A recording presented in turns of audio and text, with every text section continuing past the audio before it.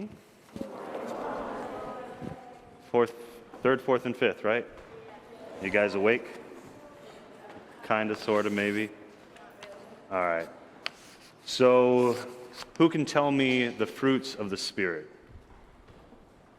Saw a hand up. You didn't get it down quick enough, sorry. Can you name one? We heard it in the first reading. You got one? What do you got? Your hand's up. Yeah. Love. Yes, that's one. What do you got? Faith. Not according to the reading. That's one of the gifts, or there's fruits and gifts. This one today we went over is the fruits. Hope? No, it's not in the list today. What did you get?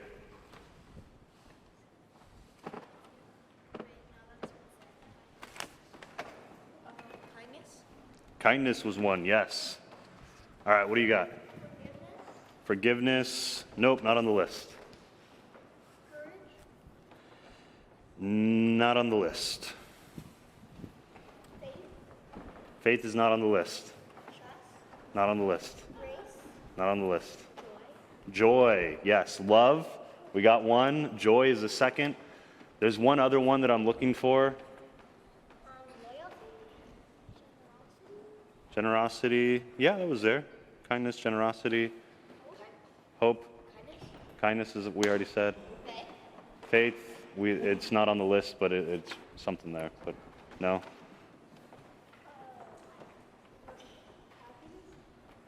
Joy, we kind of, yeah, happiness. Courage?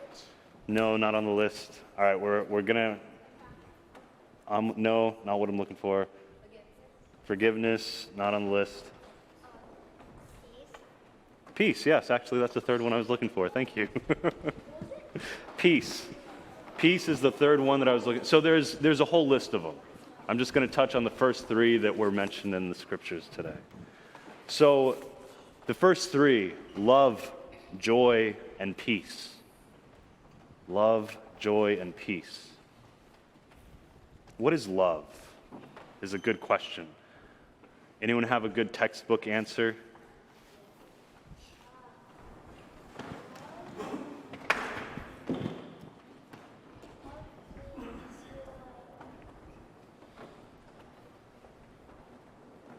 No? Okay. That's all right. You have your hand up. Caring about something in the religious context, not necessarily about something, it always has to have a someone. So caring about them, yeah.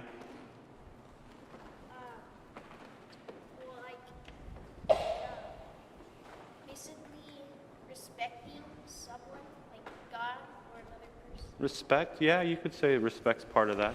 What else you got? Having deep care and respect for someone. Sure. Having deep care or respect for someone or something. That's probably a pretty good definition. You got, all right, your last one.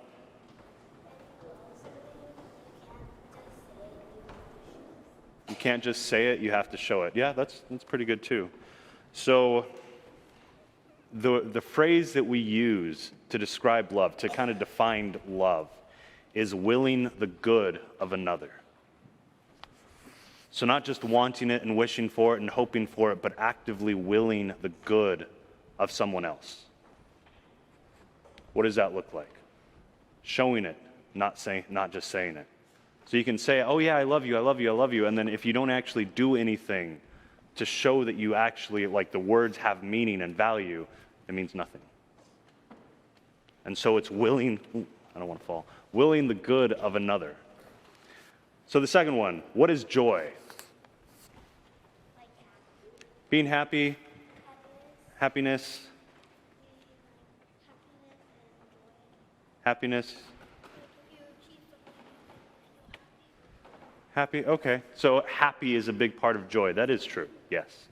But joy isn't just happiness. So like, I can be happy that, the ice cream man's going down the street or something, right? But true joy is more than that. Because happiness is only lasts as long as the ice cream man's going down the street and I actually have that ice cream and eating it. As soon as it's gone, happiness is gone. Joy, though, is something that is much longer lasting. Much longer lasting. And so, with joy, being able to be present at the Eucharistic sacrifice, at the altar of the Lord, each and every day, and finding the joy that comes from knowing that He died for us. There's joy in that is lasting. That is not just like, oh yeah, that's cool, and then going on with your life. There's a deep, settled happiness that sticks around. That's what joy is. It's just settled, like it sticks around for quite a while. It's not a temporary thing. All right. And so what is peace? I've called in you guys a lot. Let's go back to one of them class. What's peace? Calmness, yeah? What do you got?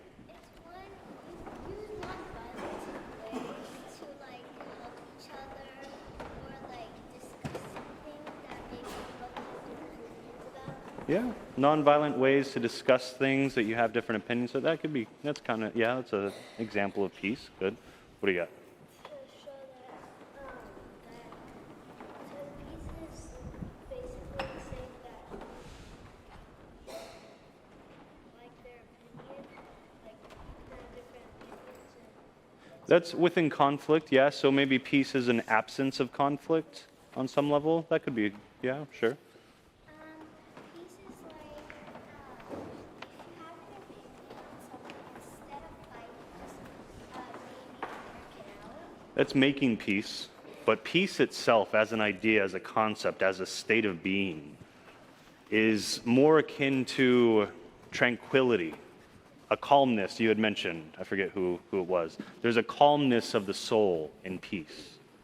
So it's not like angry. It's not, when you're at peace, you're not angry, you're not anxious, you're not running around doing all the activities, being like Martha in the gospel. You're not super abundantly active. You're at rest, you're at peace, you're calm, you're tranquil.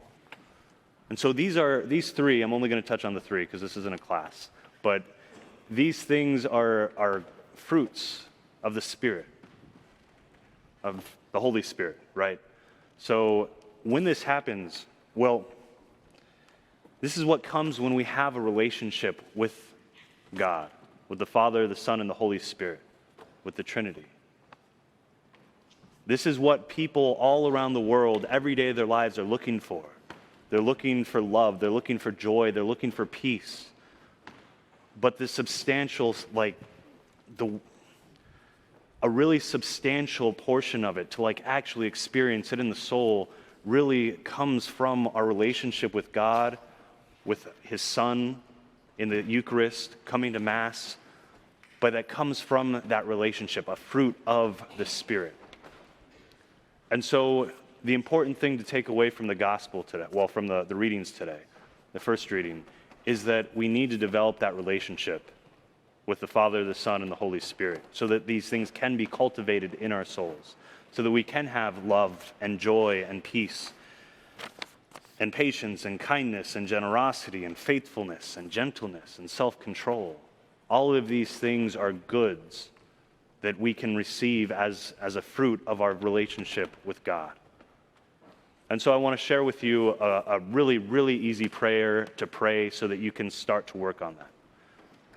It's just 3 words, and you can say it throughout the day when you're anxious, when you're angry, when you're sad, when you're tired, anytime.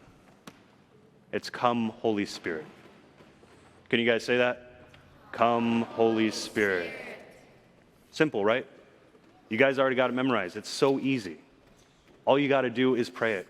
You're inviting the Spirit to come into you, to be with you, so that you can start to develop that relationship, so He can work on your soul to develop these fruits: love, patience, and joy, and the rest of them. And so all we got to do is pray, come, Holy Spirit.